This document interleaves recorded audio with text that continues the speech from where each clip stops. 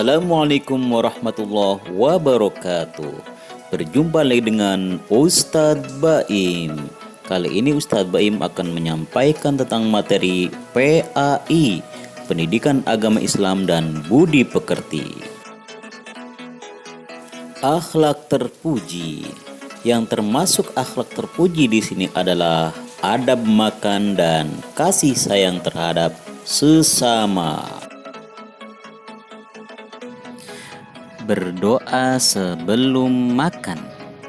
Sebelum makan, ada adab yang harus dilakukan oleh setiap muslim, yaitu mencuci tangan dan berdoa. Nah, adab sebelum makan itu apa saja? Mencuci tangan dan berdoa. Maka mulailah dengan mengucap basmalah terlebih dahulu, kemudian berdoa. Terus doa sebelum makan itu seperti apa? Yuk kita baca bareng-bareng. Bismillahirrahmanirrahim. Allahumma barik lana fima rozaqtana wa qina adzabannar. Artinya, ya Allah, berikanlah keberkahan kepada kami dalam rezeki yang Engkau berikan kepada kami, dan jagalah kami dari siksa neraka. Nah, terus selanjutnya adalah adab saat makan. Nah, bagaimana apa sih adab saat makan itu? Gunakanlah tangan kanan. Pertama, menggunakan tangan kanan saat makan. Yang kedua, adabnya adalah jangan terburu-buru. Ketiga, kunyahlah makanan sampai halus, ya. Terus adab selanjutnya, makan dan minumlah sambil duduk. Itu adab saat makan, ya. Kemudian jangan pula makan secara berlebihan. Kenapa nggak boleh makan berlebihan? Karena makan berlebihan itu tidak baik untuk kesehatan, ya. Allah tidak menyukai orang-orang yang berlebihan. Kuis 1, pertanyaannya adalah 1. Adab sebelum makan itu apa saja? Coba. 2. Coba adab saat makan itu apa saja? Yang ketiga, kenapa tidak boleh makan secara berlebihan? Dijawab ya di kolom komentar. Berdoa sesudah makan.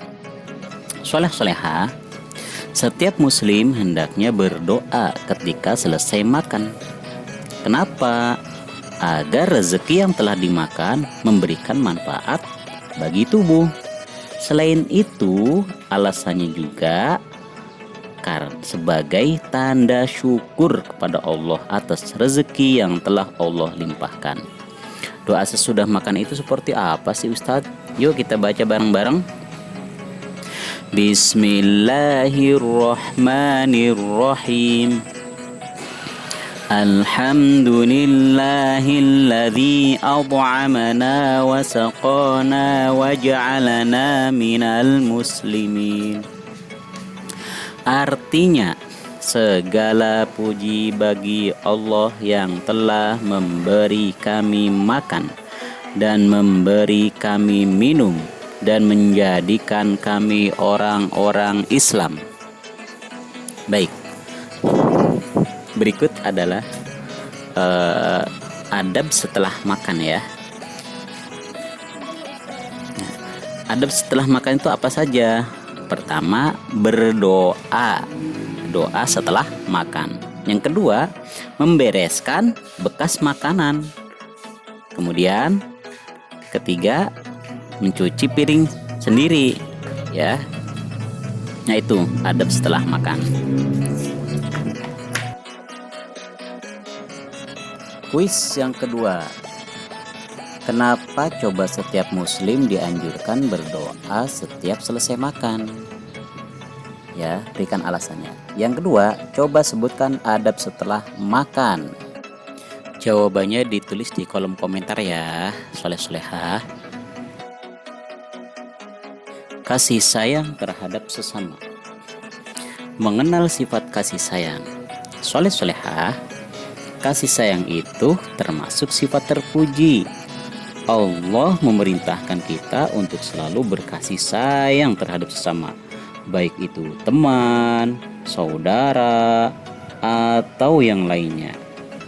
Nah, soleh-solehah, jika kita selalu bersikap kasih sayang kepada orang lain, maka orang lain pun akan bersikap demikian, kasih sayang kepada kita, ya. Nah, kasih sayang itu ternyata ajaran Rasulullah loh. Ajaran Islam yang diperintahkan Allah kepada manusia melalui Rasulullah. Orang yang selalu memelihara kasih sayang akan disayang Allah, disayang Rasul, dan semua orang. Nah, berikut ini adalah contoh sikap kasih sayang ya.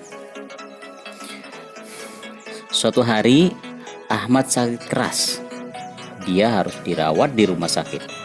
Kiki dan teman-teman turut merasakan kesedihan orang tua Ahmad. Kemudian Kiki mengajak teman-temannya untuk mengumpulkan dana seikhlasnya. Mereka menyisihkan sebagian uang jajannya untuk disumbangkan kepada Ahmad. Setelah uang tersebut terkumpul, Kiki dan teman-temannya menyerahkannya kepada orang tua Ahmad. Keluarga Ahmad pun merasa terbantu dengan uang itu.